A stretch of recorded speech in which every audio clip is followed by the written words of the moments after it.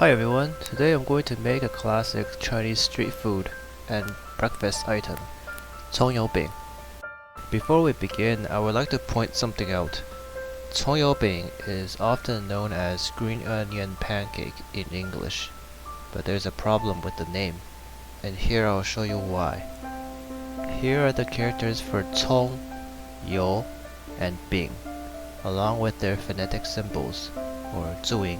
葱 means green onion, 油 means oil, and 饼. Well, what exactly is 饼? Well, it's definitely not pancake. Because pancake is something in the West we think of something that involves eggs, milk, flour, and cake or some sort of leavening agent. But there are none of those things in 葱油饼. Instead, flatbread might be a better term to describe 饼, since 饼 has both leavened and unleavened forms. So I would say green onion flatbread is a more accurate name. I think the use of the word pancake came because 葱油饼 is a common breakfast item and is often prepared by frying a dough mixture with a pan. It's kind of similar when we think of preparing pancakes with a pan.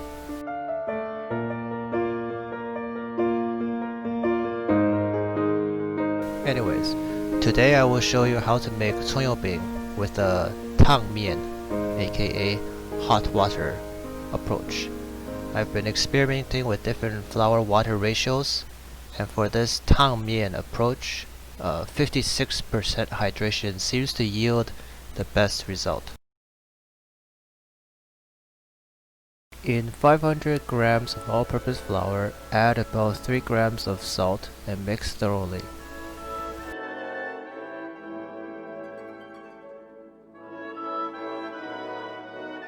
Then add 280 grams of hot warm water.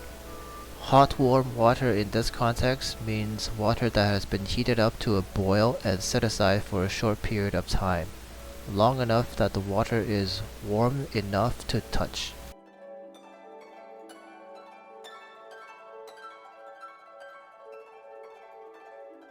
Mix the water and flour until you don't see any more water. Now be careful, as the dough mixture and your bowl will be quite hot. Knead until all the flours combine and set aside to rest for 30 minutes. The use of hot warm water denatures the gluten proteins in the flour, which makes the resulting dough very soft and sticky.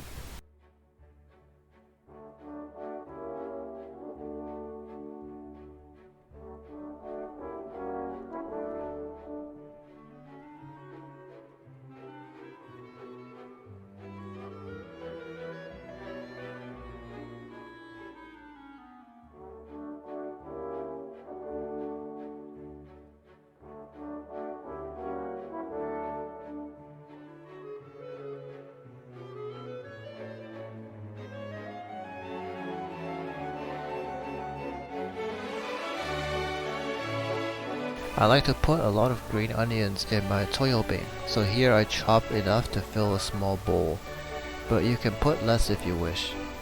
Remember to split the stalks and larger leaves into smaller pieces so they don't poke holes and fall out later on.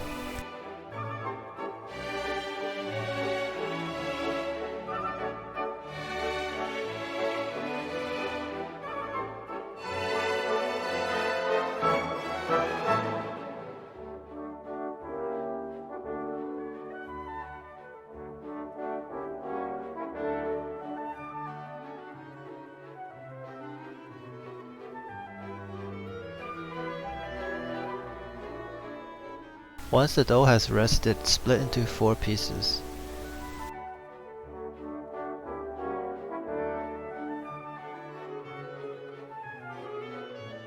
The first step is to knead each piece 100 times.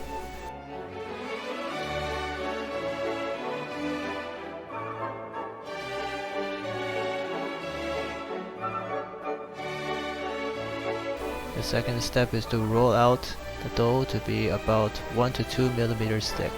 Since we use hot warm water, we don't really need to use a lot of dusting flour. The natural stickiness of the dough is a property we want to keep.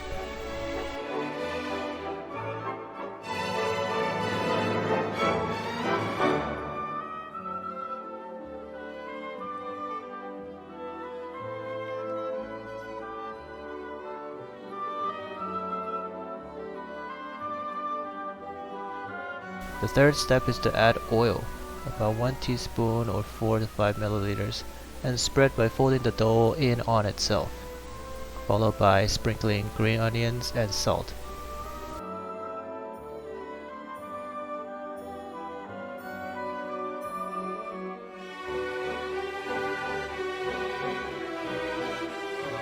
The fourth step is to roll your sheet tightly and coil the log like a snail shell.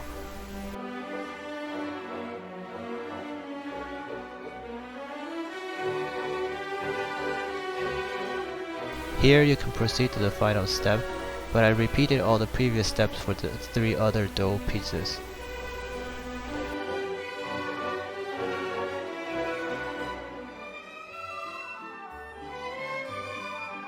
The fifth and final step is to gently flatten and roll out the coiled dough. It's okay if you end up making a few holes where some green onions pop out or the oily inside gets exposed.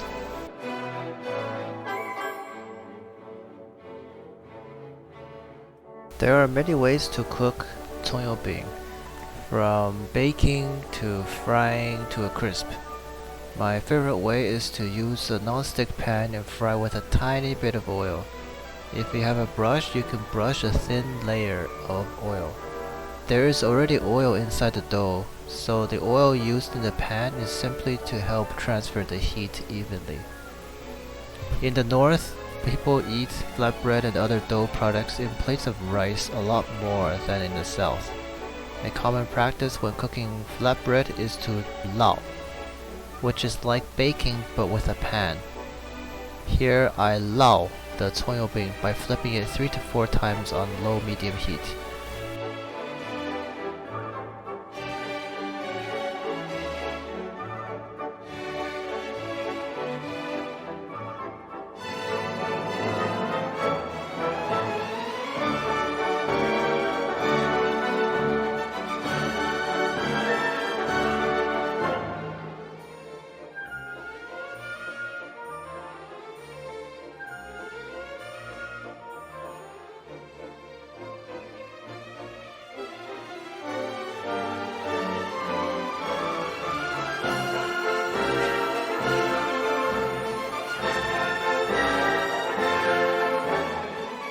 To finish up this type of green onion flatbread, I'm going to show you an interesting step, where I scrunch up the flatbread on purpose to expose the layers.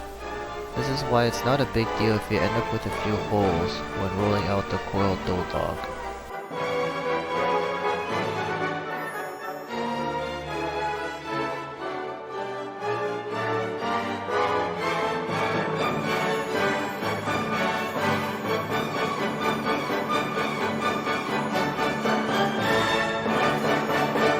And now for the summary.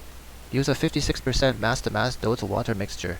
Higher hydrations lead to dough that is harder to handle and a stickier product at the end. It literally sticks to your teeth and is very chewy. 500 grams of flour makes about 4 flatbreads. You can make multiple small ones instead of big ones if you want. Be careful when using the hot water. Once you have added the water to the flour, you are committed to mixing and kneading. Therefore, make sure the water is at a temperature you are able to handle before adding to the flour. But don't let it cool too much, otherwise it will not be able to denature the gluten as intended. And finally, stay tuned for the cool water method. See you next time.